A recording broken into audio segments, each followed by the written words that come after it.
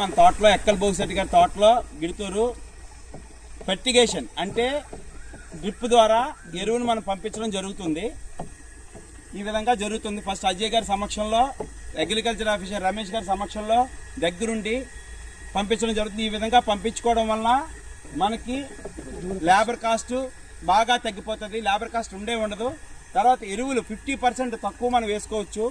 కాకుండా ఇది మొక్కకి డైరెక్ట్గా తీసుకుంటే అవకాశం ఇలాగ పంపించుకోవడం వల్ల ఉంది.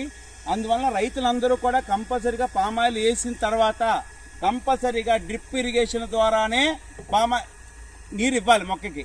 ఆ విధంగా ఇస్తేనే మీకు సరియైన ఈల్డింగ్ మీకు వస్తుంది. ఇది నా అనుభవంతో చెప్తున్న మాట. గత 1.5 సంవత్సరాలుగా నేను చూస్తూ అనుభవిస్తుంది. నేను మీకు ఈ మాట చెప్తున్నాను.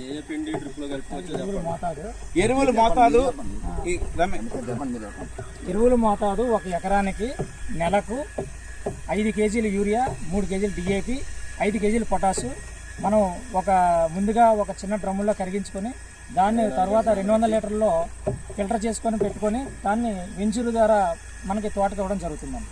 మోతాదు మరొకసారి చెప్తున్నామండి. 5 కేజీలు యూరియా, 3 కేజీలు డిఏపి, 5 కేజీల మ్యూరేట్ ఆఫ్ పొటాసు. ఇది ఒక ఎకరానికి. ఇది మొత్తం